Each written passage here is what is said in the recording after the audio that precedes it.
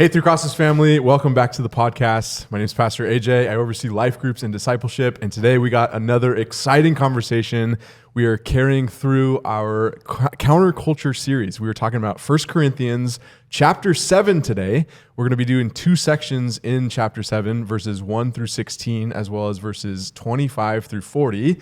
And for the third week in a row, we just want to let you know that some of the content we are discussing may not be suitable for children. So use your discretion out there. We have a great conversation in store. With that, let's go deeper.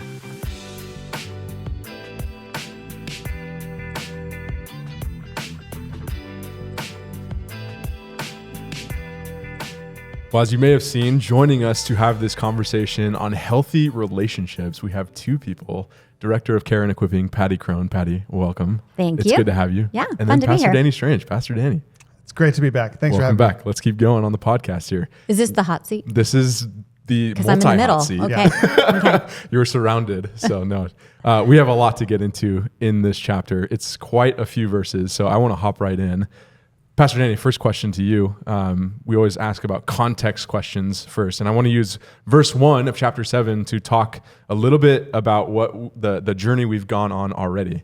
And so verse 1 reads, "Now for the matters you wrote about, it is good for a man not to have sexual relations with a woman." And I wanted to ask the context question framed with this verse because as I'm reading Corinthians, I'm reading in the past verses, in the past chapters about, okay, there seems to be this thought of sexual immorality, like food for the stomach, stomach for food. Oh, well, in the same way, sex is for the body, and it's like allowing for licentiousness. And now we get this almost juxtaposing comment of like, well, actually, it's not good for a man to have sexual relations with a woman. And it seems like two polar opposite comments here. And I know in the Greek that it's kind of an interesting phrase, like relations with a woman, to touch a woman. And so help us right off the bat, fill in the gaps of what is this juxtaposing conversation going on and how should it inform the rest of chapter 7? And we talked about this before on the podcast that 1 Corinthians is likely not the first correspondence between Paul and the churches at Corinth. There's a couple other letters that we don't have access to where he's been already corresponding about, it seems, some of even these same topics. And so a lot of commentators believe that what Paul is saying here in verse 1 of chapter 7 is kind of a quote from their letter, where for whatever reason, whatever he did in his teaching on sexuality and marriage in his last letter, they're coming back and they're like, well, hey, we've kind of decided, let's just avoid the whole thing. Let's not touch sexuality with a 10-foot pole. Let's not have any man touch any woman. We're all just going to be chaste people up in here. Which reminds me of Jesus' teaching on marriage in Matthew, was it Matthew 19 I think, yeah. Where he gives the kind of a similar sexual ethic about marriage and divorce and committing to one another and becoming one flesh. And the disciples say, hey, if this is true, it's probably better never to get married at all. You know, and so this is a natural response to the teaching we've been walking through that, okay, if this is so rigid, so black and white, there's so much possibility of promiscuity or immorality, let's just all decide to never have sexual relationship with anyone else ever again. And so Paul uses this chapter to say like, well, hold on, sexuality is good and when practiced properly. So let's talk about some of the black and white issues. Let's talk about some of the gray areas. Let's talk about some of the exceptions that could be made to the rules and how this isn't as hard and fast and black and white as it might seem at first glance. And I know the interesting Greek translation of touching a woman has been under debate. And one of the cool things we can do about biblical study is we can look at all the other things that have been written in that time period and see what touch a woman essentially means. Because to us, it's like, oh, I'm touching a woman if I'm touching Pattie right here. But like touch a woman carried like this sexual connotation that like hinted at desire a lot. So I know off air we were talking about, Pattie, how your translation of the Bible you use. Do you remember which translation you used? It was CSB. CSB. Yeah. It says use a woman to like gratify sexual desire. So there's something about the desire here that it seems like Paul is wrestling with. And so Pattie, we'll throw this question to you because under question is, okay, we have this sexual desire. Is it just an appetite or do we just become ascetics? Do we become monks and just avoid it altogether?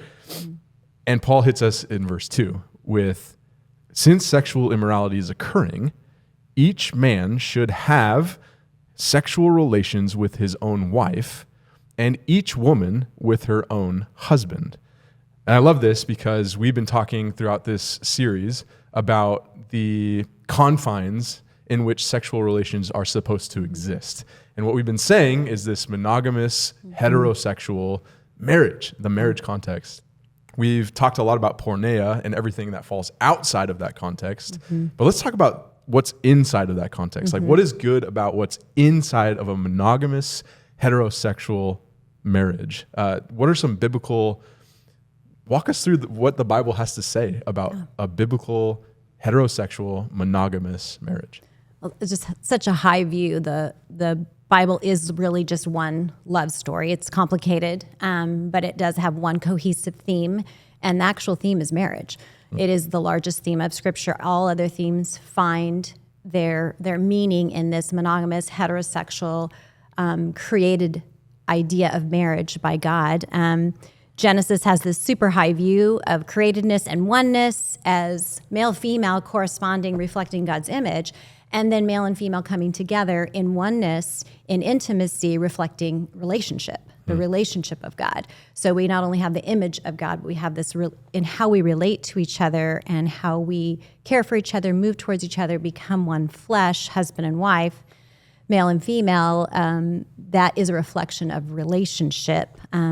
So sexual union is bringing the whole person across dimensions. So when we see flesh of my flesh, bone of my bone, Adam is saying, hey, this is something that is going to cross all dimensions. We don't separate the body from the soul. We are embodied souls. And so when there's a sexual union as God designed it, something crosses dimensions. And I think that's why Paul talks about sinning against, all other sin is outside the body, sexual sin is against the body, because it doesn't just stay in the physical realm. It crosses all those other dimensions.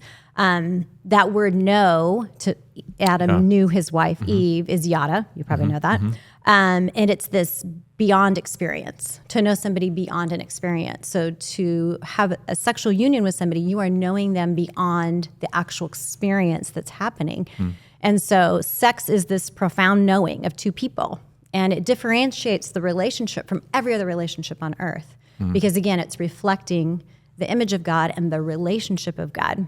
And so we see, like in the prophets, we start getting this language of God being our husband. So we don't really see that until, I think, during the exile. It's the prophets of Hosea, Ezekiel, where God starts talking about himself as a husband. And this is really cool, I think connects to this question, is Hosea 2:19-20, I will take you to be my wife forever. This is God speaking actually to an adulterous people who have forsaken him. I will take you to be my wife in righteousness, justice, love, and compassion. Can you hear all the dimensions? I will take you to be my wife in faithfulness, and you will know the Lord. So covenantal marriage is intended to be this visual image of a divine human relationship. And so I know you and Austin talked about that a little bit on the last podcast. Like, that sounds a little weird and gets a little off-putting for us, and I think Austin brought it because of how we've sexualized our culture. And I can imagine it's even more difficult for men to picture this than for women. But when people, I think the idea here is that when people witness a really faithful, loving, intimate marriage, sexually, physically, emotionally, spiritually, marriage, they're getting a glimpse of who God is to his people.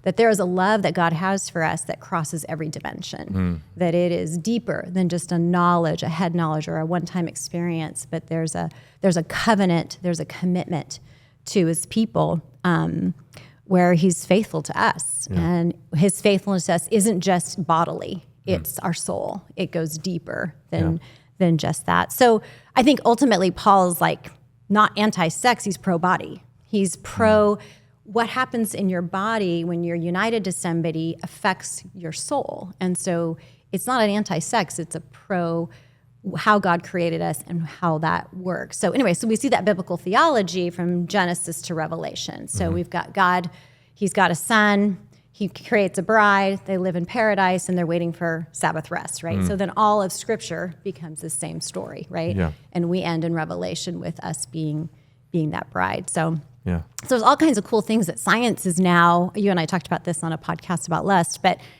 science is discovering all these realities of sexual intimacy, creating bonds beyond physical. So there's hormones that are released that create bonds cross gender between husbands and wives, and even with children connected to oneness. So science is even proving that this oneness, it has multiple dimensions to it. It's not just a physical act. Yeah. So, and I love that. Even thinking back to last podcast and last week with Austin, it seemed like Paul was addressing two things at once, where he's like, yeah, there's a real problem of sexual immorality, but like he was opening our eyes to this deep union that happens through the sexual act that gets paired up with so much language that you just pointed out, of God being sort of like portraying himself as crossing over all those boundaries as a husband, as one who's entered into this covenant relationship. And it's eye-opening. It's mind-blowing. And so we have Paul's advocacy right here of like, hey, there's a reason why this desire exists, and like, let's keep it tamed within the monogamous heterosexual marriage relationship, because it is pointing to something extremely deep. And one of the things that has been standing out to me about this series is addressing not only the sexual ethic outside of porneia, all acts of porneia, everything outside of the sexual heterosexual monogamous marriage unit, but inside. Like, I think that's so profound. And that's where Paul goes next in verse 3. So question to both of you. Let me read the passage real quick. The husband then should fulfill his marital duty to his wife, and likewise the wife to her husband. The wife does not have authority over her own body, but yields it to her husband. In the same way, the husband does not have authority over his own body, but yields it to his wife. So you might be thinking, why did we invite two people into the podcast? But I think for this particular reason, I think this passage might hit a man and a woman a little bit differently. So the question here being, it seems like Paul has, again, what marriage relationship defined by the scriptures. And now I think he wants to address what is the sexual ethic within that unit. And so I'm sure you guys walking through ministry have heard of so many different stories of the sexual relationship within the marriage unit. So I'm thinking of maybe there's a situation with like mismatched sex drives, or maybe to the point where one spouse is depriving the other. And I can imagine people reading this text and being like, yes, I finally got a conversation verse for my spouse. I'm going to bring this to her or him tonight. This is some powerful language. It's authority-driven, duty-driven. So if you're talking to couples out there in a marriage relationship, Pastor Danny, we'll start with you. How would you encourage people to navigate this very conversation about sexual relationship within a marriage? Yeah, it's always hard because somebody will come into the office, they want to chat through these things, maybe through the context you brought up or another one. And I always have to kind of zoom out a little bit first, because when you're coming in with some sort of emotional attachment to this conversation, you're probably not able to see the scriptures clearly at first glance. Right. So, I'll give you 1 and 2 zooms out from this text. Right, you zoom out twice. There's this whole conversation, this text of some of us are called to be single and serve the Lord as single people. And so Paul makes an argument later in chapter 7 about how much great work we can do for the gospel if we're not in a marriage relationship, and we can just hustle and share their faith and make great kingdom return on investment with our time. But he says, well, hey, some of us though are called to be in a marriage relationship. And if so, kind of like what Patty was saying a moment ago, in that relationship, we get to image God in a different way. In the relationship between husband and wife, also, obviously we're also doing ministry work and serving in the church, but there's this view of marriage as a place where we image God in our oneness, which is expressed nowhere greater than through the sexual intimacy between husband and wife in the marriage relationship. So there's a theological construct. One zoom out from this text is, if you're not in a state in your marriage where you have this emotional hurt related to this concept, this does not seem like a very controversial verse, right? It says, in a marriage relationship, their bodies belong to each other. They're one flesh. It's like, yeah, that makes sense. But the problem is that if we're in a place where we feel like our needs aren't being met, or we've got some power dynamic going on, all these different things that could happen in a marriage relationship, those verses pop off the page differently to us. And so yes, someone's coming in either because they feel like my needs aren't being met, or they're saying, hey, I know the Bible commands me to do this, but I don't have a desire to, or hey, there's a power dynamic in our marriage where it just feels like I don't feel safe with this person, but they're demanding me to sleep with them, or I've got pain in my past, right? So all those things that come into the conversation make this text read a lot differently than it does in a neutral state. And so there's different ways to approach that in counseling with folks, but I do want to point out, if you're just reading this in a neutral state, he's really just saying what Pattie just said, that in a marriage relationship, two become one and their bodies kind of become merged and belong to one another, to become one flesh. He uses that same analogy later in Corinthians to talk about the body of Christ. We're all part of one body. And so if this passage feels controversial or heavy, it's either because of culture, or it's because of pain, or it's because of misplaced desire or unmet desire. And so we kind of have to take those two things and separate them, be like, okay, before we jump to a solve, because one person's pointing their finger at their spouse and saying, you're depriving me, the Bible says you can't. Let's talk about the purpose and meaning of marriage. And so normally we'll start off with where, if I'm meeting with someone, we'll start off where Pattie started off and say, hey, well, let's take a step back. Let's hear a little bit about what brings you to this conversation. Now, before we jump into the scripture as like a solve, let's talk a little bit more about marriage and your marriage and what's going on kind of behind the scenes. Yeah. Pattie, talk to us about some of the counseling experiences that you've had of, this particular problem. Because I'm imagining there are differences between men and women, and some of them are just like generic, like oversimplified,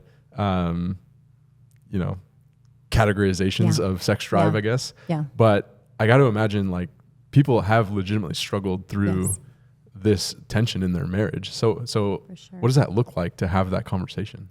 I think probably being a female in ministry, I'm more likely to hear from women who are struggling. So I want to always remember that can be a bias, but typically that leads to bringing husbands in and talking through. And I think one of the things that I never had a category for, I kind of came to Christ in a little bit of that purity culture.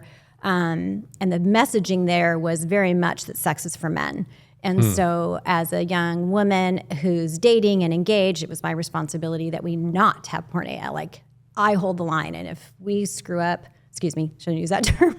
If we cross that line, it's my fault, And then once I'm married, if I don't keep Jeff sexually happy, meet his needs, whatever his level is, then I'm at risk of ruining the marriage. And so I think we've missed the whole point back to Genesis that sex was intended for men and women. And it's interesting that Paul writes, a man's body is not his own, because in this Corinthian culture it was, right? Paul's really speaking to men here. He's not speaking to women. These women were sexually neglected that were wives, because once they had kids, they were out. Which is still happening in a lot of cultures today. So he's really focusing on this mutuality that we need to really revisit. So that's something that I'm always looking for in counseling. And something I never had a category for before doing counseling was marital rape. And so I do think porneia can happen in marriage. Because porneia is using somebody's body for your own gratification. And that is not marital sex. I can give myself to my husband because he has a desire, but that's my gift. It's not coercion. It's not forced. It's not because he's going to punish me or be angry with the kids the next day or not speak to me for a couple days. It's because I want to give that to him. So if it's coercive, if there's punishing behaviors associated with it, if you do really feel like you're being used as a spouse just to gratify someone's sexual desire, that's a conversation that you should have. And oftentimes that's kind of the counseling that comes in. And I have seen it used manipulatively by women against their husbands, by husbands against their spouses. And I think, it's interesting. We might think that, a bedroom wall should have Song of Solomon, but what if a bedroom wall had 1 Corinthians 13? Love is patient, love is kind, love is not jealous, it's not envious, it's not boastful. We'd probably have better sex lives, if we really were taking all of Scripture. So not just Jeff's body is not his own, my body is not my own, but the way we come together should glorify all of Scripture. There should be kindness, there should be gentleness, there should be fruits of the Spirit. There should be a desire to care for each other. What's interesting too about Paul, I think this part's super fascinating to me, is he actually introduces consensual language. We see this as owning an authority, but it's actual consensual. And so it's like Christianity was the first to actually give women and men the dignity that sex should be consensual. It should be for the glorification of God and the pleasing of each other and how that glorifies God. And I shared with you when we were talking about this earlier, I think it was Nancy Pearcey's book, where she talks about poldamania. She was a slave in Egypt during this time. She refused her master's advances because, the master could sleep with whomever, whatever he wanted to at any moment. She refuses his advances. He threatens to turn her over to the gladiators to be gang raped. And she instead persuades him to execute her, slowly boiling her in pitch. She'd rather die a slow death in pitch than be gang raped. I can tell you, I can actually relate to that. The beauty of her character inspired conversions, including her guard, who then became executed. So here what we see is some of the early martyrs, which I did not know till I did a deeper dive. Some of the early martyrs were people who refused to engage in porneia, especially women and slaves, who said, no, I'm not going to do this. I'm a Christian. I'm not going to let you use my body this way. And they would rather die than engage in something that God has said no. So Christianity gave this courage. And so when I'm in a counseling room, I'm wanting there to be the courage to enter in and say, your body is of the Lord and is a temple, so is mine. How do we honor that? So then when you get into a mismatched sex drive, let's say, where we have different libidos, what would it look like for the one with the lower to say, I'm gonna give more because I love you and I want to glorify God, and for the other to say, well, I'm gonna pull back because sex again is not a need, it's not food, it is a desire. I'm gonna pull back out of honor for you. How powerful would that be? Right. Then you're meeting somewhere in the middle, or you're matching one person's sex drive in one season, another person's in another season. There's all this beauty that can really happen when we have this mismatch, sex drive and mutuality and reciprocity and just that kind of care for each other would be powerful. And one of the points of context, Pastor Danny, is we've been talking a lot about the Corinthian men. Austin had that quote last week of just how men have commoditized women. So what would you say to men listening out here in response to what Pattie just shared? Well, when you were talking, I was thinking about that same word, commodification, because what you're describing in maybe an unhealthy sexual relationship within a marriage relationship, it sounds like the commodification of sexuality within the marriage. Yes. Where right. What we're supposed to be doing by discovering a Christian sexual ethic is figuring out how to experience sexuality through the lens of this covenant beauty, not through commodity. So the whole time you're talking, I'm thinking, what's complicated is I would imagine that there's a lot of folks out there who are listening to the podcast who maybe they don't have a toxic relationship with sexuality in their marriage. It might even feel healthy to them, but I wonder if it's a commodified sexual experience still, where it's, well, we do this because it's a way to make my husband happy or my wife happy, or we do this because I was stressed out at work and now I'm not stressed out anymore. It's a stress reliever or a way to feel loved by someone. And again, sex can be all of those, can have the byproduct of all those things.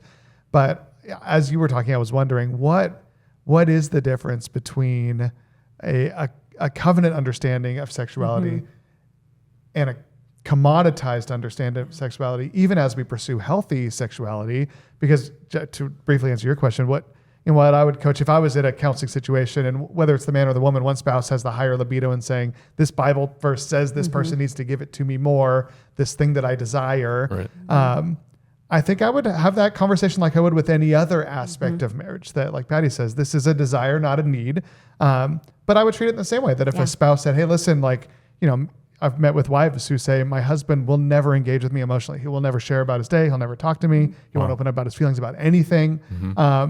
And it's like, well, okay. He's like, well, I don't like to talk about those things. It's like, well, yes, it's not food. She's not going to die if you don't share about your emotions with her. But in a healthy relationship, you're pursuing oneness with one another. And part of that is growing in the ability that you have to be vulnerable about things that you don't want to be vulnerable with in a safe context. And so, sometimes it's helpful to kind of look at the analogies a little bit and just say, hey, there are probably things, if I'm talking to one spouse who feels like their partner is not providing something that they desire from them, say, hey, let's look at this through a different lens. Are there any times that there's something that your spouse wants from you and you're like, oh my gosh, what? So how do you process through that? Because in premarital counseling, before any of this has a context and nobody understands how to talk about these things, the training we do from the scriptures at premarital counseling is from Ephesians and Colossians about submit to one another out of reverence for Christ. And this idea that in a healthy marriage relationship, you are saying to your spouse, no, you're more important. I just want to serve you. And they're saying, no, you're more important. I want to serve you. We submit to one another.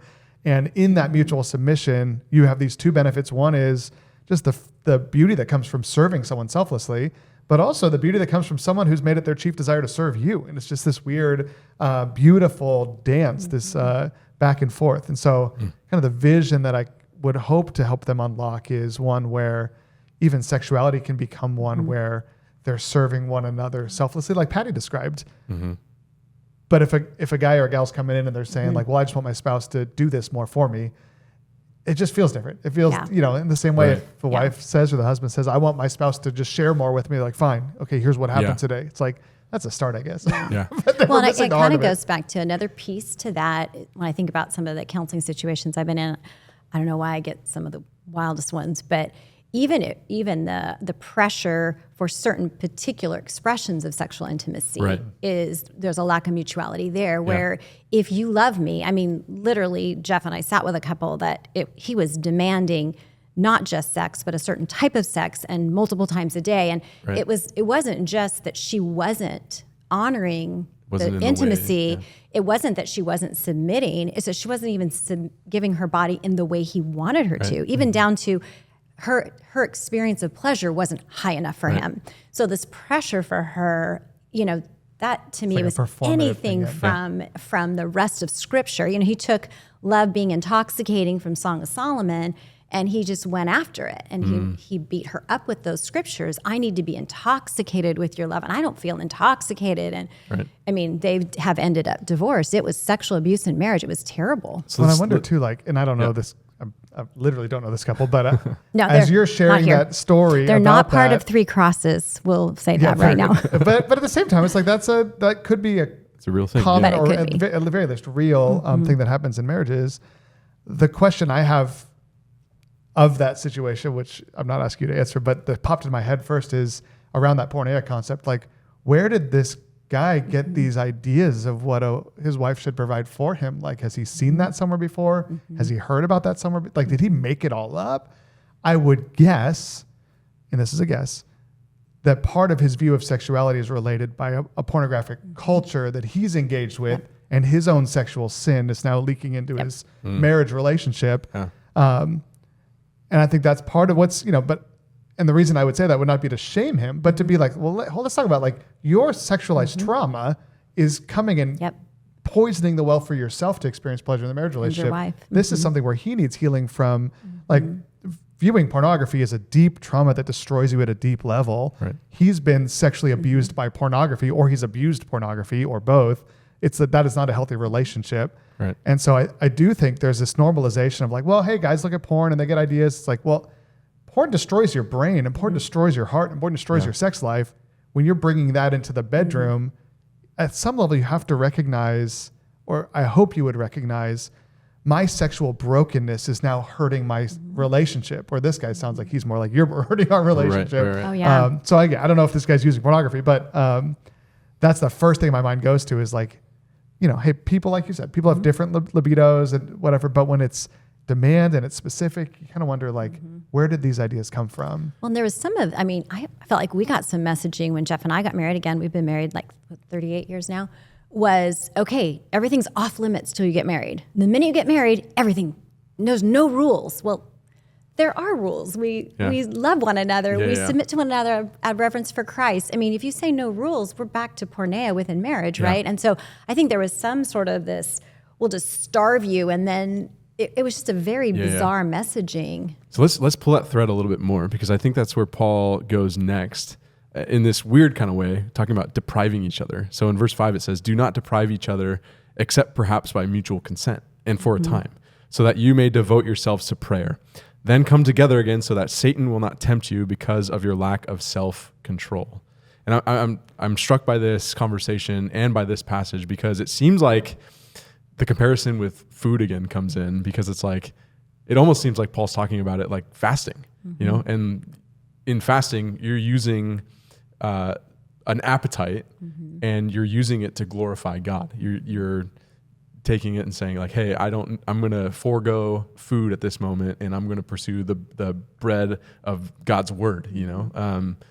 So I'm thinking like, okay, if that's true for food, if there's a way to like harness this, and we've talked a lot about ways that it's been just shattered.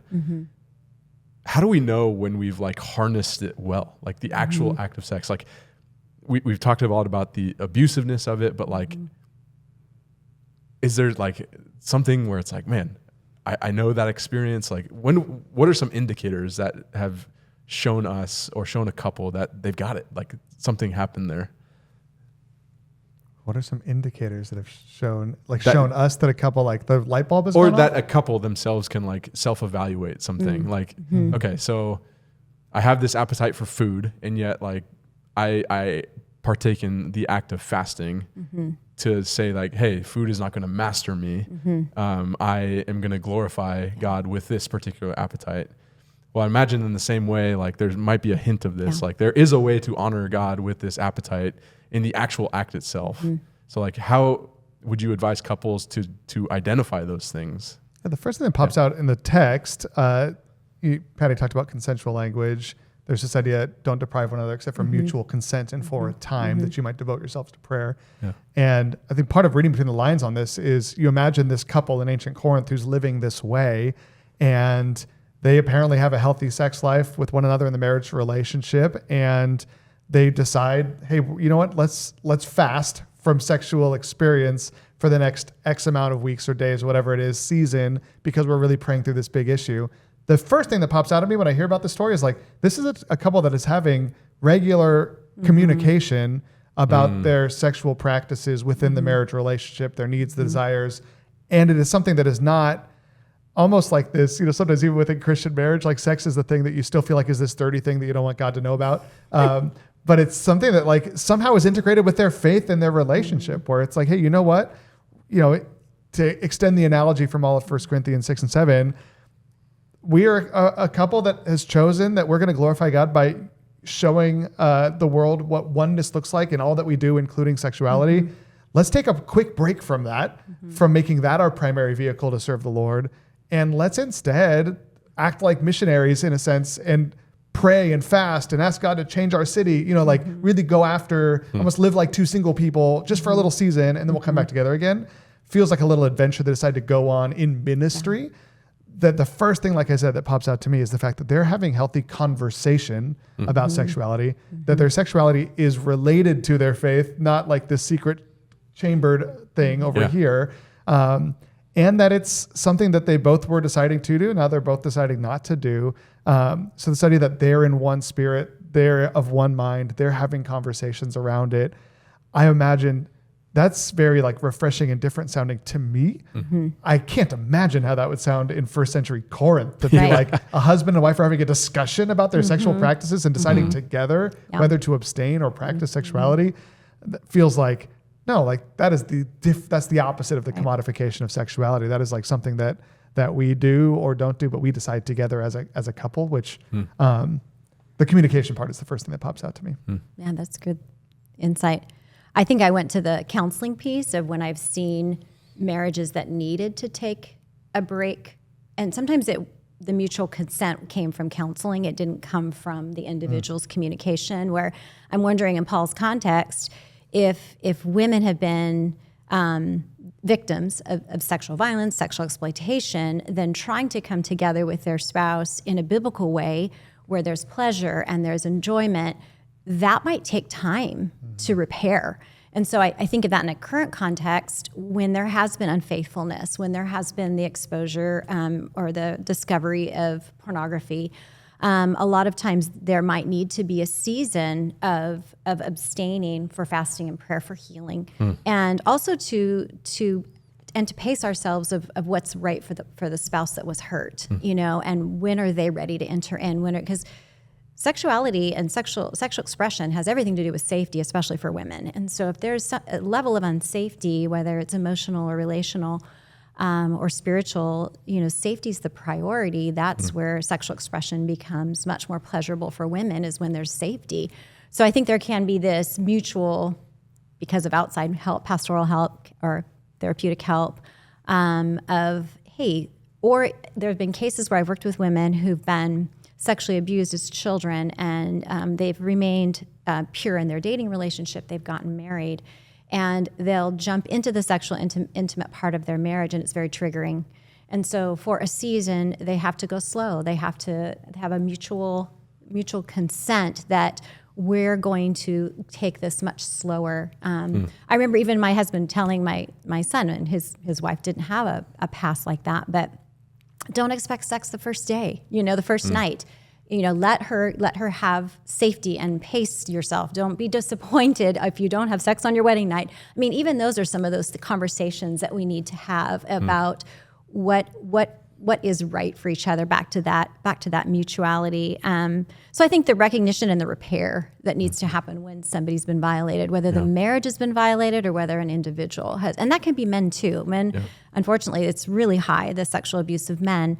And like you said, pornography destroys that dopamine, just completely destroys your pathway. So sometimes abstinence after pornography is the only way to come back and to be able to have full sexual expression with your spouse, because you've really damaged it. Well, I love the way that you said that, like the pathway to full sexual expression with your spouse. Like the goal is to experience a beautiful level of intimacy one with another, not for you to have your needs met. Exactly. Right? And so, and I think the way you just described those different counseling type situations is a really good way to look at the difference between healthy and unhealthy, like commoditized and covenant marriage. Because I think of conversations I've had with folks on the other side of that conversation in terms of who've handled it improperly, who it's like there's been a use of pornography, or there's been an affair, or there's something that's gone on, adultery within the relationship.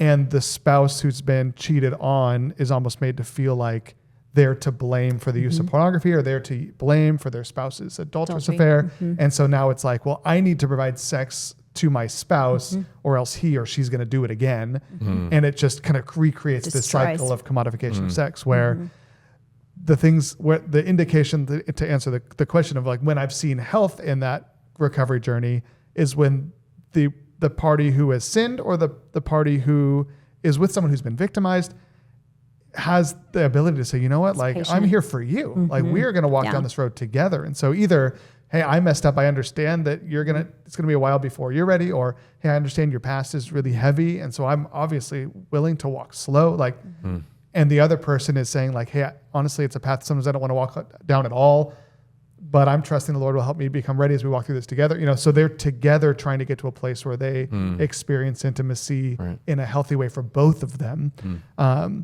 Which is very different from jumping back into the commoditization of sex through saying, I need to give this or they're going to cheat on me again, or I need to give this because, all these lies around sexuality where, hey, if I don't give this to my spouse, they're going to leave me, they're going to cheat on me, they're going to do all these things, which is just recreating a different problem. And I wonder too, back to the food thing, a lot of times, a lot of the research on even adultery, maybe even pornography, is seeking comfort, and it's seeking connection. And so could there be a place for a marriage to say, hey, we are neglecting all the other aspects of our marriage except sex, sexual intimacy. Like we're not having any meaningful conversations within the reason of our temperaments and personalities.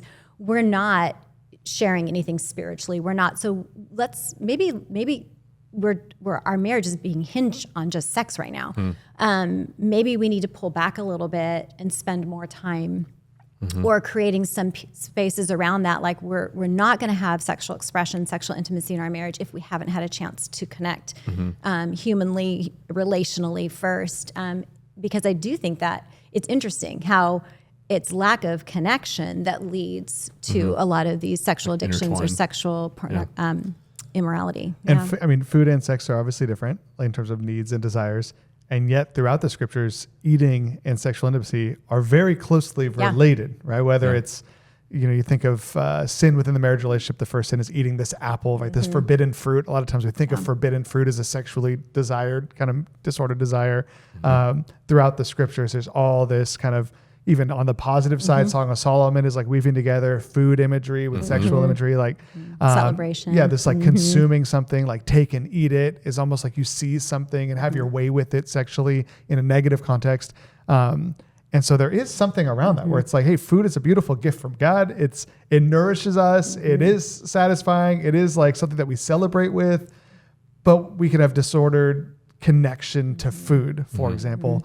Same thing with sexuality in that respect, is that it is something beautiful to be celebrated within the context of the marriage relationship, but we can have disordered relationship to it even within the context of a marriage relationship. I wonder if that's why our culture is like into wining, dining, and then sexual expression. Like there's something connected to sitting together, enjoying a good meal, feasting, and then having that sexual intimacy be an extension of that celebration. So it made me think of that with what you said. Well, I find where Paul goes next pretty groundbreaking, because in this passage in verse 6, he says, I say this as a concession, not as a command, which a lot of people had related to like the abstaining for a period of time. Some people have said, oh, actually he's talking about the whole thing, because next in verse 7, he says, I wish that all of you were as I am.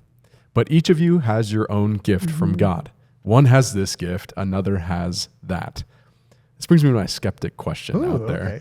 Okay. A skeptic might be thinking, man, I want to have sex, like I want to be married. I want to enjoy this gift. I don't like the idea of that person listening to our podcast and thinking about that, but okay. Yeah.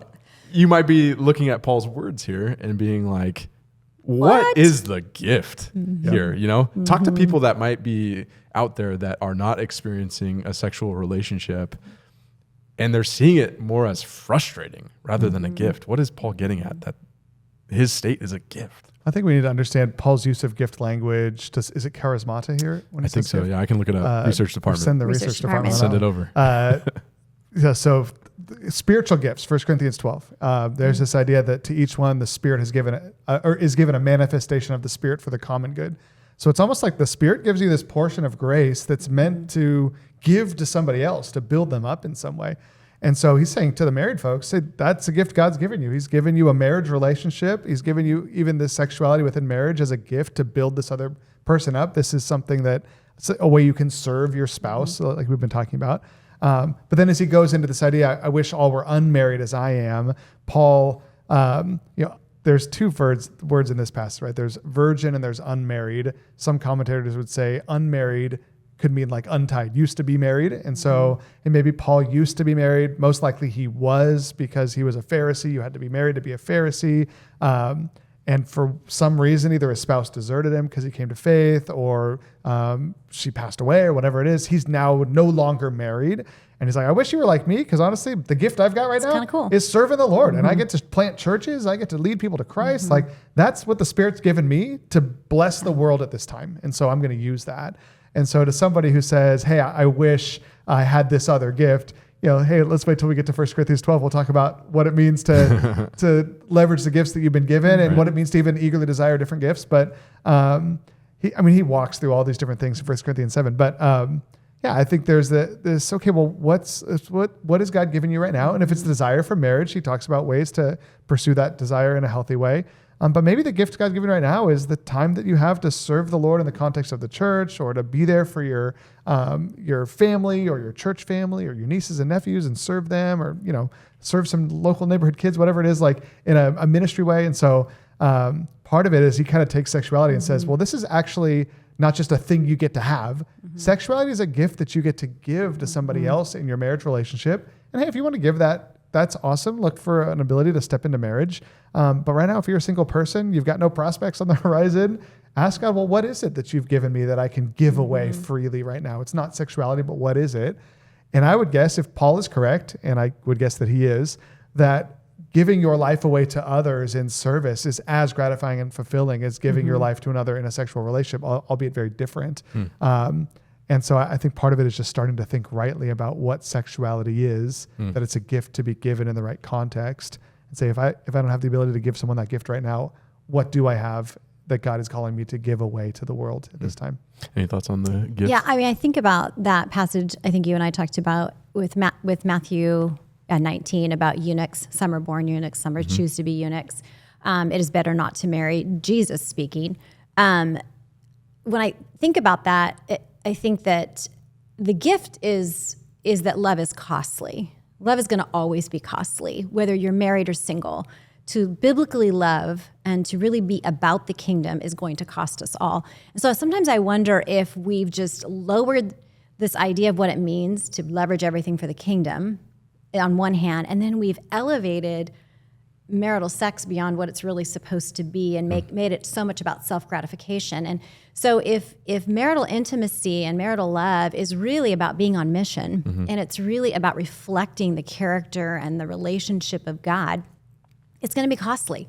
It's not going to look like, oh, they just get to have a lot of fun in their bedroom and I wish I could have that too. It's going to be like, wow, they sacrifice for each other. It's a lot of work to be maritally and to be moving towards oneness and to do the kingdom work. Yeah. On the other hand, if we elevated what it means to really live for the kingdom, like you're speaking to, Pastor Danny, I think is so great. People who are fully engaged in the kingdom, like sold out 100%, they are more satisfied than most married people I know. You know what I mean? Like they find more satisfaction in that. So there is something about that.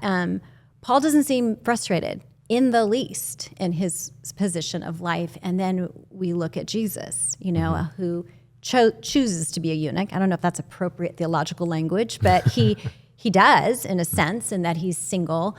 And Jesus was anything but frustrated and depressed, So how do we lean further into the kingdom language? I think is powerful. I have met people who, just in a ministry level, it's been beautiful walking with somebody recently who senses maybe being called to singleness, but is concerned that it's just an avoidance of costly love. Like, I just think I want to be single because I know I can see marriage is hard. I don't want to be a parent. I want to be selfish. I don't want to share my house. I don't want to share my bed. I don't want to, And so this particular person I'm walking with is trying to seek the Lord to purify that single desire and make sure it's a calling and not an avoidance. Interesting. And we should be doing the same thing with marriage. Am I getting into marriage just selfishly? Is it all about me? Or is marriage really something where I really believe I can be a part of the kingdom work in actually a more effective way, Yeah. I think too, just of we've talked about the baggage that we all carry because of the culture that we live in as related to sexuality. And like when you describe healthy sexuality within the marriage relationship, it sounds like a facet of the relationship like anything else. Like a good relationship should have healthy communication, healthy sexuality, healthy emotional connection, healthy all these different things. And yet a lot of times the picture that we get of what a relationship should look like, especially related to sexuality, comes from not even pornography, but just romance, movies, like all of this like fictionalized things that aren't real life, where it's, I think where we can be helped is to realize two things. One is that our culture itself is assaulting us all the time when it comes to this and perverting the way that we see these things. And two, sometimes our own sin or behaviors, like sexualized behaviors that have been inappropriate, have hurt us. Sometimes the victimization that's happened to us has hurt us.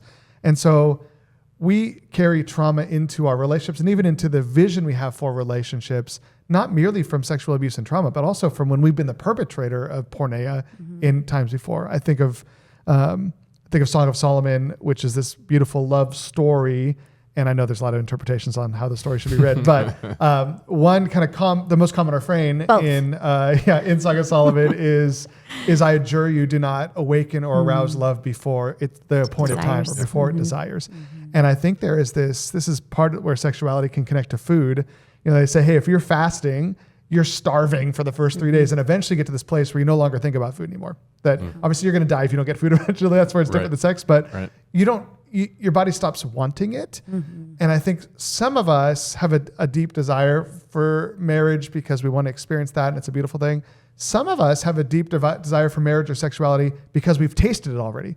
And once you've opened that Pandora's box, it's like you just can't put it back down again, which is some of the advice he gives to folks who are married but engaged but acting inappropriately in their engagement. I think we need to be very careful about exploring sexuality before we're married, because sometimes the reason that we're so desperate for a relationship is because we've tasted things already in our dating that if we never tasted, we wouldn't have wanted them in the same way. Interesting. Yeah. And there were no strings attached then. There was no costly love then. It was just all it was pleasure. just it was, and so you have this even when I'm married, it's going to be like this, but just better. But it's like no, that's that's why sometimes I talk to couples who have been dating a long time or living together a long time. Now they're coming to faith, wanting to get married, whatever it is, and I'm like, you need to recognize that like the reason you probably have friends who dated for 13 years, then got married and divorced, is because marriage is different. It's a different type of relationship, and it's hard to turn the switch from consumeristic to covenant.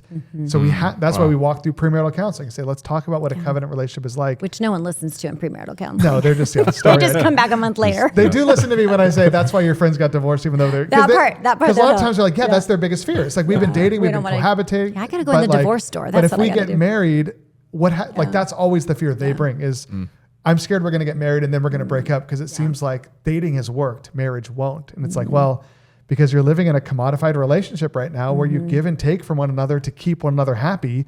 That's not what marriage is. And if you try to make marriage that, it's not going to be a happy place. And so I just want to normalize a little bit that I think one of the things that our culture does a disservice in is we do talk about the beauty of sexuality all the time and how you should experience your sexuality all the time. What we don't talk about a lot is in our culture that a lot of our sexual desires and fantasies and thoughts are related to sexual sin we've committed in the past that now has broken our brains when it comes to what we expect in marriage and those types of things, whether that's pornography or that's prior relationships. And so that's different than the category of trauma and abuse. So I think a lot of times those folks come in knowing like, okay, there's a brokenness here that I don't know how to steward. But I don't think people, when I'm in with a couple and the guy's like, oh yeah, I slept with my last girlfriend, whatever, but this will be different. It's like, you're just as harmed as the person who's been sexually abused, because even though you've committed the sexual sin, this has broken you, and you need to understand this is going to affect everything if you don't learn how to steward and get forgiveness and restoration from your past sins. Well, Paul carries this comparison of singleness and marriage, sexuality in marriage. And he kind of carries this tension throughout as he gives recommendations to the different scenarios. This is where it gets really practical, because in verse 8 it says, "Now to the unmarried and the widows, I say, it is good for them to stay unmarried as I do. But if they can't control themselves, they should marry, for it is better to marry than to burn with passion." Very interesting phrase, burn with passion there. But Pastor Danny, this question is for you, because Patty walked through some of the Old Testament images of marriage, and I know that marriage is really important in the Old Testament, and it's almost so important that like singleness hardly ever gets mentioned. Like it's all about like who's getting married to who and who's having kids with who. And now all of a sudden, Paul, the Old Testament fanatic, says it is actually good for you to stay unmarried as I do. And we've been talking about how he sees it as a gift. So what changed? What changed from the Old Testament to now? There's a lot of perspectives. I'll give you mine, and this isn't necessarily the opinion of our church or anything, but this is my opinion, is Genesis 1, we get that first picture of marriage, and we get the divine mandate, this idea of be fruitful, multiply, fill the earth, rule over the earth, and subdue it. And so there's this commission that's given to mankind, humankind, to enter into marriage relationships, to raise up families, right? We see this reiterated in Deuteronomy 6 of train your children in these ways, this discipleship through multiple generations. Now let's take over the earth for the glory of God by building families. And it's a beautiful vision. In the New Testament, we get a reiteration of the Great Commission of mankind in Matthew 28, but it's not a commission related to marriage and sexuality. It's a commission related to evangelism and discipleship, right? Therefore, go into the world and make disciples of all nations, baptizing in the name of the Father, Son, and the Spirit, teaching them to obey everything I've commanded you. So it's the same vision of expand throughout the earth, but instead of building nuclear families through sexual union within marriage and that the fruit is children, it's by walking with the Spirit, and the fruit is soul winning. And so we have this great commission. So we live in this world where Paul is saying here, so we can't get him wrong. On one hand, God has not replaced the Genesis 1 mandate for humankind. Most of us, it seems, are called to enter into the primary discipleship vehicle for the world is through bringing forth children and discipling them and our kids and grandkids, building a legacy of foundation of faith. But Paul is saying, listen, in this new Great Commission mandate, it's good to be not married because your interests aren't divided. You're not trying to fulfill the Genesis 1 mandate and the Matthew 28 mandate.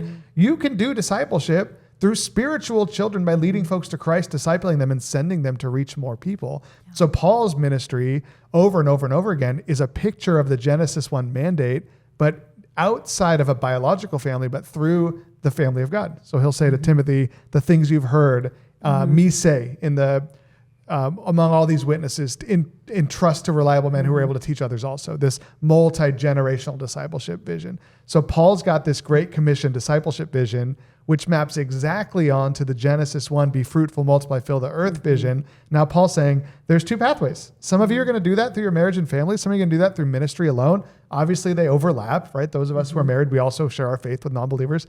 But that's where he wrestles. Your interests are divided. You've got these two times that you're supposed to serve the Lord. So that's my answer to what's changed is we've got this wider mandate of discipleship does not primarily or exclusively happen in the home, but the Great Commission is to share our faith with those outside of our family, even to the nations of the world. So I have a follow-up question for you that goes into the next passage as well, because it says, to the married, I give this to command, not I, but the Lord. A wife must not separate from her husband. But if she does, she must remain unmarried or else be reconciled to her husband, and a husband must not divorce his wife.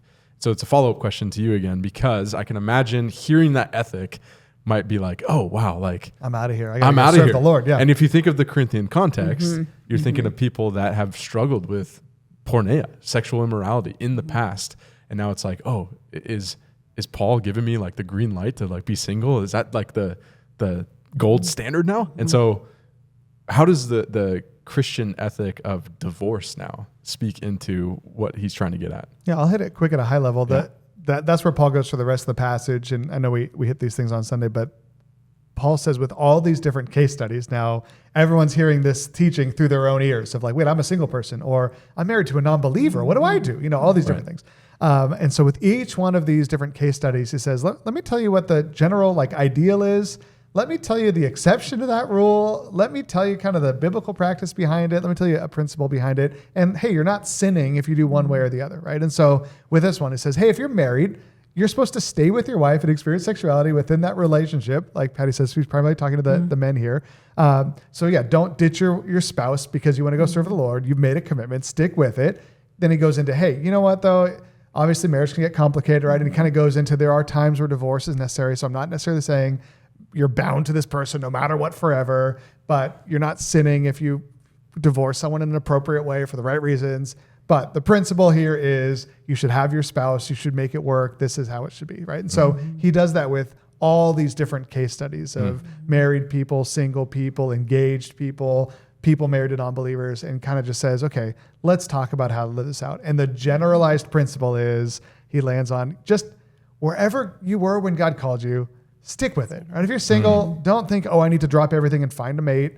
If you're married, don't think, oh, I got to ditch them because I want to serve the Lord. Like, hold your horses and start by saying, this is the gift God has given me. What's the appropriate way to live this out? And hey, when it gets complicated, you're married to a non-believer, they leave you, or there's no peace in your home, that gets complicated. Let's talk about it. But the overarching principle he gives is don't run away from whatever it is, whether it's your marriage or your singleness. Don't run away from it. Right. God, you can serve God there too. Right. So Patty, I want to talk about these complications because I think that's where Paul goes next, is saying like, okay, if I'm called to hold my horses and stay in this position, it carries a lot of weight. So verse 12, to the rest I say this, I not the Lord, if any brother has a wife who is not a believer and she is willing to live with him, he must not divorce her. And if a woman has a husband who is not a believer and he is willing to live with her, she must not divorce him. For the unbelieving husband has been sanctified through his wife, and the unbelieving wife has been sanctified through her believing husband. Otherwise, your children would be unclean, but as it is, they are holy. But if the unbeliever leaves, let it be so. The brother or the sister is not bound in such circumstances. God has called us to live in peace. How do you know, wife, whether you will save your husband? Or how do you know, husband, whether you will save your wife? A very powerful text for people that are wrestling with, okay, I know I've been called to stay in this situation. And I got to imagine there's been a lot of scenarios that have popped up in your counseling experience of this kind of language. I mean, it's pretty powerful language. Like there's sanctified in here, there's holy in here, there's children in here. So help us navigate some of the challenges out there of people who are committed to staying in it, but might have a mismatch, an unequal yoke in terms of faith. What would you say to somebody listening in that situation? Well, I think going back a little bit to that last question, the whole idea of living in peace, I was thinking about, I don't know whether it's an accurate orthopraxy, of the text in counseling, but when I meet with somebody who's living with an unbelieving spouse or someone disobedient to the word, like Peter talks about, and they want out, I'll often say, what if it meant you never married again? Because it can be an indicator of whether they're really wanting to live in peace with the Lord, or whether they're just looking for an opportunity to move on to another marriage. And it is an interesting, and Jesus tends to connect those remarriage with divorce conversations in almost every one of his conversations. So I do think it's an interesting level of what is the level of lack of peace happening if somebody says to me, I never want to be married again. Then I know it's pretty bad. Yes. And it's like, okay, this is a good indicator, and that we need to uncover more what's happening in this home. So that's that whole idea of consent to live with you. What does that really mean? But you're asking me specific, what are the challenges of staying? Yeah, because for it people who seems want like to pretty stay? Powerful language. What does it mean that an unbelieving wife has been sanctified through a believing husband? There's a lot going on in this passage. So there's a lot of the you and I talked about this a little bit. We see this movement in Scripture. All these themes we have of clean and unclean, and we have this movement in Scripture of staying away from everything that is unclean in the laws, and even in Ezra, where Ezra is told, speaks for God and says, "Put away your pagan wives and do not touch things that are unclean." And then all of a sudden we're getting here with Paul, and Paul's like, "Stay, you're going to sanctify them." So something has happened at Pentecost, right? The Spirit has come. We have been made holy by Christ. Christ who got near the unclean and made them clean, we now incarnate. And so there's a sense in which when one spouse is a believer, there's a sanctifying of that home. There's a presence of the Spirit. There is something that happens for that person. They're under the ministry of the Holy Spirit, of convicting, of righteousness and judgment. And so what I've seen in counseling often is when a spouse has left someone, you just see them spiral. Where there's been contention over Christianity, where there's been a lack of peace, a lot of strife, where that spouse has done what they can, it can be a husband or wife, to hold that marriage together, and the person just does not consent anymore, and they step out of that marriage and they divorce them. Almost without exception, I've seen that person just spiral. You see who they really are apart from the sanctifying presence of their spouse. Right. So there's something that happens, and in that case too, I've talked to women who and men who've stayed and have consented to stay because their spouses consented to stay with them, how the lack of confusion for their children. So their children get to see them respond redemptively to a spouse that doesn't believe. And how are we going to pray for daddy? And how are we going to love mommy? And this is how Jesus would want us to respond. And they have this opportunity that if there was separation, I need to protect my kids from this spouse that doesn't know Jesus. Now those children are with their other parent without you there, without your sanctifying presence. And so there's, I often tell people who are in difficult marriages or unequally yoked marriages that it could be more powerful for your children to see this worked out redemptively and to see you value your spouse as an image bearer, even if they're not a Christian, and for your kids to see you incarnate Christ and live in faithfulness even with a spouse that doesn't believe. That could be more powerful for them than to see a perfect marriage. Yeah. Because they get to see a redemptive marriage, right? Going back to our overall mission in the world is to make disciples, and so why not get to do that at home? So, there's always the exceptions of when you can't live in peace and the person does want to leave, or you need to separate. They're willing to stay, but they're staying in a way that's very destructive, abusive. I can imagine it takes a lot of wisdom to discern which one. And so, and again, call to seek counsel for sure. And just continue to pray through that situation. And I just appreciate that Paul writes in there, God has called us to live in peace. He didn't have to put that in there. And if that phrase was missing in that scripture, it would be very interesting. It would be very black and white. You stay unless they literally walk away. But there are some spouses that aren't believers who will stay, but will stay and make life literally hell on earth for spouse and children. And so I just think it's really powerful that Paul includes this, that there is going to be a need for wisdom. There's going to be a need for counsel. That's why I love the litmus test of, are you wanting to marry again? No way. Okay, well, maybe we need to talk. Maybe this is really that bad. But And it works the other side too. You talk about unequally yoked marriages. We also talk to folks they're interested in dating someone who's of a different faith background or is an atheist or not a believing person. And they always come with this passage in hand. But I'll sanctify them. I'm going to get into this marriage and I'm going to lead them to Christ and they're going to become a Christian. And part of the tension, even people who have seen some beautiful fruit in their marriage when they came to faith, but their spouse is still not a believer, every single time, those people are like, no, tell them not do it. This is not no one should choose this road. It's a difficult road to be unequally yoked in a marriage relationship. There's biblical prohibition about you say unequally yoked. That's from the passage of not being unequally yoked with a non-believer. We should not enter into marriages with someone with a different faith. But there are those of us who find ourselves in that place, whether we came to faith and our spouse has not yet, or we didn't obey the Lord and now here we are in this marriage. And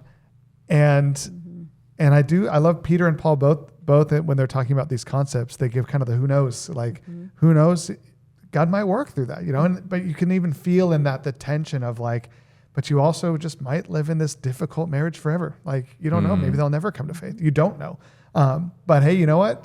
That stewardship, this is maybe the gift God is calling me to give is to serve this non-believer in my home and hope that God works through it. And I trust that it's going to do something, and so there's this tension, this reverence around it, but there's nothing in this passage that makes it feel it's prescriptive that a missionary strategy is to go out and unite yourself with non-believers. It's almost like you found yourself there. Yeah, call that missionary dating. Yeah, missionary dating, because now you are bound to this one person forever who, like you said, the non-believer spirals when you leave. I also, more often not, when folks missionary date, they end up losing their faith. It's not the person gains theirs.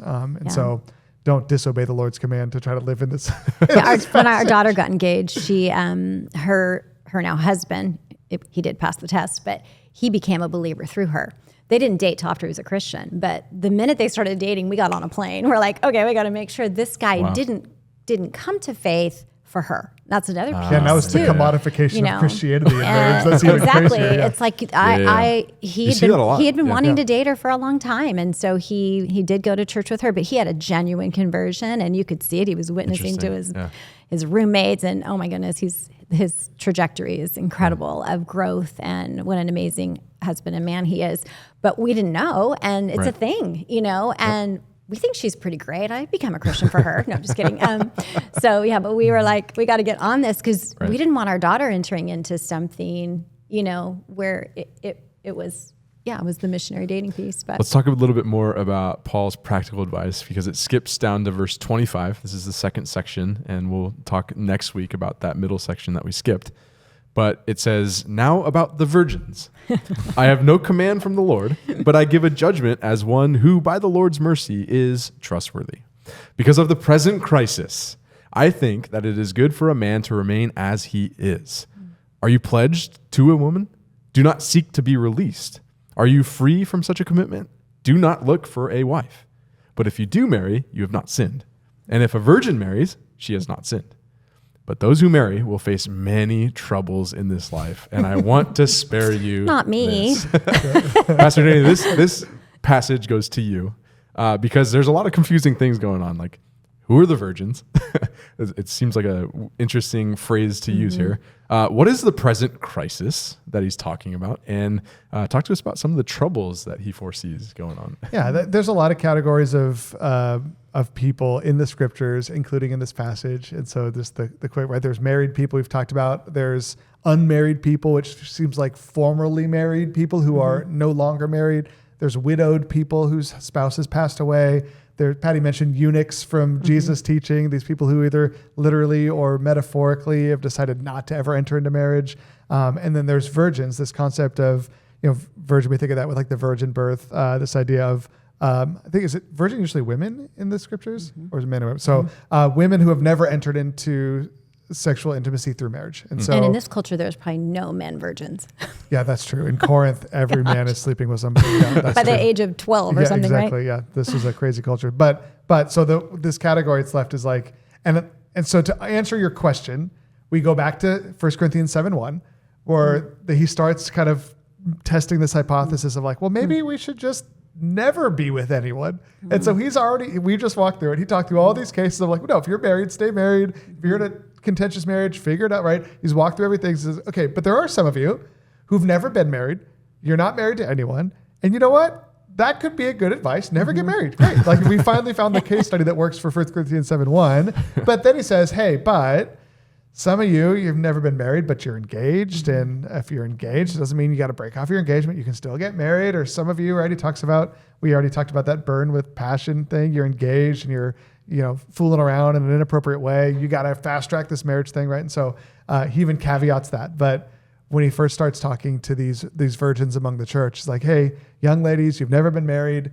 You don't have to seek a spouse. If you're engaged, it's okay. You can get married or you cannot get, you've got the freedom to do whatever God compels you to do. And so I kind of feel like he's finally circling back to where we started of, okay, now let's talk about the one group of people who it could be better to never have sexual intimacy is if you've never been married, you're not engaged to anybody, and you don't want to get married, then don't.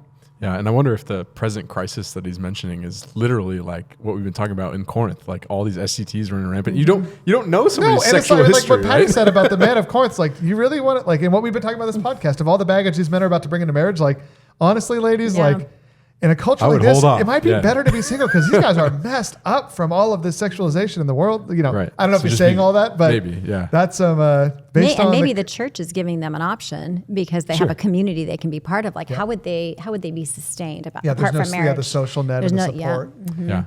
Because marriage throughout it's economical. Most civilizations throughout time until like the very like richer civilizations where women have the ability to go and work and make money and all that. It's like you get married because like you need your parents if not. are providing for you, and now we need someone else to provide for you because how are you going to get the wealth, the food you need? And so that overlaps a little bit with what we talked about the church being a family. It's like there is a place. So the church cares for the widows. The church can care for the virgins. Like we can be your family here. Paul is saying, if you don't have a marriage family that you're entering into, you don't have to get married to be provided for. Yeah. Let's figure this thing out. And I think Paul might be using a double entendre here with like the present crisis because like we have a crisis in Corinth, but then he also says in verse 29, what I mean, brothers and sisters, is that the time is short. From now on, those who have wives should live as if they don't.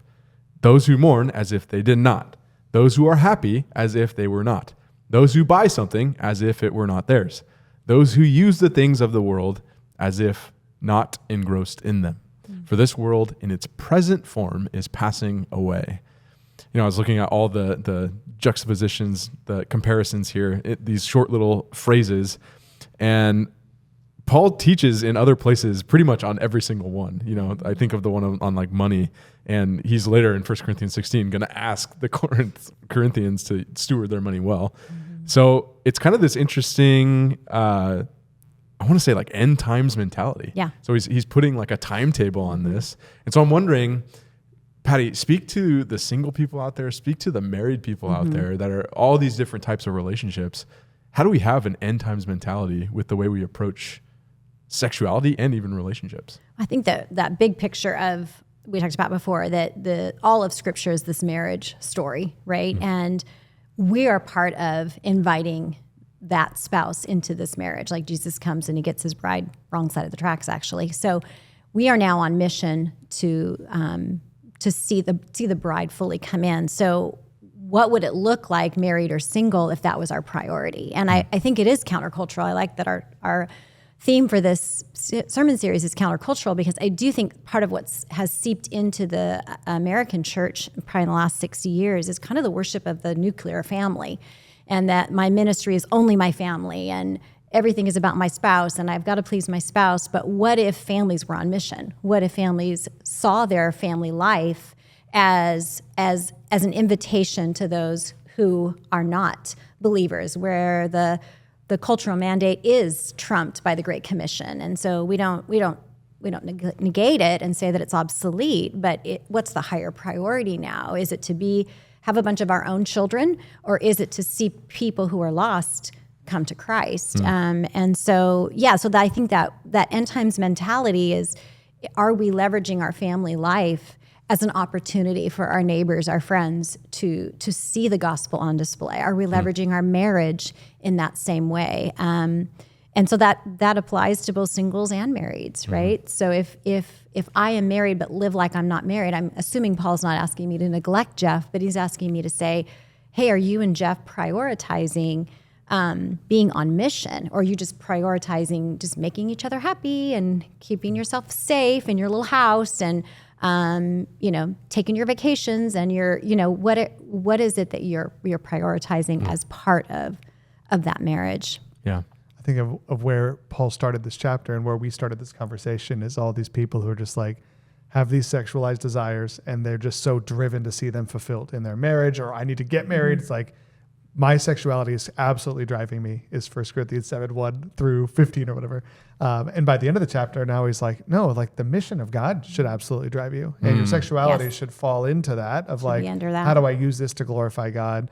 And so that even, like Pattie, what you're saying overlaps with that teaching he gave us earlier on fasting from sexuality. It's like, if our marriage is on mission, there's even times we're like, you know what, we're going to abstain from this for a while because we're in a season of intense prayer and fasting, and that's taking a backseat, Or we're like when I would travel to Central Asia for a couple weeks at a time. That was another form of fasting of like, hey, Jeff was releasing me to go do work across the world. Right. And it meant that we would be apart. Be separate. Sorry. Yep. I just thought that no, thought. but I just feel like the major shift of the passage from start to finish has been, what do I do? I'm absolutely driven by my sexual desires. He's like, well, let's talk about this. What does it mean to be actually driven by the mission of God? Kingdom. And let all your desires, whether it's your happiness or your money or your sexuality or your marriage, fall into order underneath the chief pursuit, which is to glorify God and enjoy him forever. Yeah. It did make me think about like when Jeff dies, I've had this conversation in my head and with him too, because he thinks he's going to die first. Although he promised me I could die first. But that what would that look like in widowhood to really prioritize the kingdom, and what would it look like to live in community? So even just not just singles and marrieds, but the older generation who are finding themselves alone, what could it look like to really be on mission, to live in community, to what could that even mean for how we invite singles into family life? And I don't know, it's just kind of an interesting rethinking of this present crisis and how could we leverage every season, including our last season, for kingdom work. Yeah. Well, verse 32 through 35, I feel like that summarizes what's going on here, because it talks about the concern that a married person has versus the concern that a single person has, where the interests are divided. That seems to be the phrase here. And in verse 35, it talks about Paul wanting people to live in a right way with undivided devotion to the Lord. So if you're looking and following along, you can read that on your own, because it's a summary of what we've been talking about up to this point. I want to end with two questions here that have to do with our church in general. And so verse 36 through 38, I'll just read it really quick. It's more practical advice. If anyone is worried that he might not be acting honorably toward the virgin he is engaged to, and if his passions are too strong and he feels he ought to marry, he should do as he wants. He's not sinning. They should get married. But the man who has settled the matter in his own mind, who is under no compulsion, but has control over his own will, and who has made up his mind not to marry the virgin, this man also does the right thing. So then, he who marries the virgin does right, but he who does not marry her does better. So there's that juxtaposition, the holding two in one hand, saying like, it's not bad to get married, it's good, but like there's something better about being fully devoted to the Lord. And so let's talk for a moment about our people here at Three Crosses, the middle-aged single, the young couple preparing to get married, the younger adults, the students out there, and particularly the singles. How would you advise we continue as a church to leverage those opportunities, to reach out to those categories of people? I'm really thinking of the singles here, because so often you can look at a church like ours and see that it is very family oriented. So what are some of the things behind the scenes that we would love our single constituents, our single congregation to do as a church? Yeah, I think for folks who are single in the midst of our congregation, I think 2 pieces of advice I would have would be to integrate into the body life of the church. Let this be a family for you, and to serve the Lord in this season. That God has given you a gift of singleness to use to serve Him, not like a gift of singleness of like, I have the gift of singleness, right? But this gift that you can leverage towards the kingdom. I talked to a single guy from a different church last week who's awesome guy serving the Lord in ministry, just like hustling, sharing his faith, totally connected with his church family. And, every time I meet a single person, I'm like, hey, are you interested in dating? Because I know some single women, and so I'm talking to him about it. He's like, well, hey, if anybody ever comes to mind, like, I'm not opposed to getting married. So I would definitely pray about it. But I'm having a great time serving the Lord right now. It's like, he just has these ordered affections where it's like, well, this is the gift God's given me right now, is to serve the church. So if he wants to change my mind, he can change my mind. But he's all in, serving the Lord, open to marriage. He's a person who's open to marriage, but he's integrating into the body life of his church. So that would be my advice for single folks, is see if you can walk through the process of 1 Corinthians 7 to move from like this unquenchable desire to get married as your driving desire to like, I'm going to steward the season of life I'm in right now. And that's what we'll talk about. Lauren will talk about next week. And for those of us who are married within the church, my invitation would be to open up our lives to the single folks among us. That, in the same way you might think of like, oh, like I want to make sure that there's someone at Thanksgiving dinner who doesn't have a family, who's new in town, or who, is their family is all passed away and they're a widow. It's like, think about single people through that same lens of like, especially folks who don't have Christian families or they don't have any family around here in the Bay. It's like, we are their family. And so like, have these folks over at family dinner, have them for Thanksgiving, be in your small group, serve alongside them, like get to know them in the church. Because I think part of the loneliness of singlehood is mitigated when you have a family, and that's the family of Jesus Christ. And so we can't merely ask our singles to be content. If we're going to ask them to find family within the body of Christ, we need to act like a family towards them as well. Any other words of advice, Pattie? Yeah, I think a lot similarly, that I think that two things that come to mind is avoid the maximizing of marriage as the ideal, and the minimizing of singleness is something we settle for. And how can we as a church really look at strategy, maybe our teaching, our modeling, what we highlight, what we emphasize, even the language we use when we teach and preach, that really elevates the role of singleness. And on top of that, the importance of healthy same-sex relationships. We see a crisis right now with same-sex attraction and things that are outside of what God would have. But a lot of people have done research, especially among women, and a big part of that is not having meaningful connections with deep friendships. I don't think we have plumbed the depths yet of what it means to be in intimate relationship with one another as the body of Christ, and how much that would alleviate some of this, I got to get married, I got to have sex, because we're really looking for connection. Right. So how can we as a church watch our language around the idealizing of marriage and the goal of marriage, and even talking to our daughters and sons about when you're married and when you have kids and when I'm your grandparent. I had one of my kids say to me, well, will you be disappointed in me if I don't give you grandchildren? And it broke my heart that she could ever think her value was connected to giving me a grandchild. But we can do that as parents of adult children. And so really paying attention to our language, but also fostering environments where people are really moving into each other's lives in a deeper way. Yeah, and I think Paul ends this whole text on a really interesting case. And I'll just end it up here because it says in verse 39, a woman is bound to her husband as long as he lives. But if her husband dies, she is free to marry anyone she wishes, but he must belong to the Lord. In my judgment, she is happier if she stays as she is. And I think that I too have the Spirit of God. And I call this very interesting because in Old Testament times, there was a thing called levirate marriage. And if a husband died to a wife, the brother or a relative would then go to the woman and bear her offspring. And I think it's just a helpful reminder that the Old Testament was looking forward to the seed of the woman that would crush the head of the serpent, that would change everything. And it's a reminder that he has come in the person of Jesus Christ. And it's opened up this new great commission, as you were saying, to go and make disciples of all nations. And I think with that in mind, it's radically changed things so that she is now free to marry anyone she wishes as long as he belongs to the Lord. But she's happier if she stays as she is, because as we were talking about, like how this unity in this relationship points to a deeper unity that we're all longing for, this unity in Christ. Like we have that by faith. And I think that's such a beautiful reminder in the sexual ethic conversation. So, Pastor Danny, Pattie, this has been an amazing conversation. We'll have to do it again, but a longer time, because as somebody said to me, this feels like we're watching a movie every time we do this. Yeah. So you guys, thanks for squeezing this into your tight schedule. Thank you. Yeah. Thanks, AJ.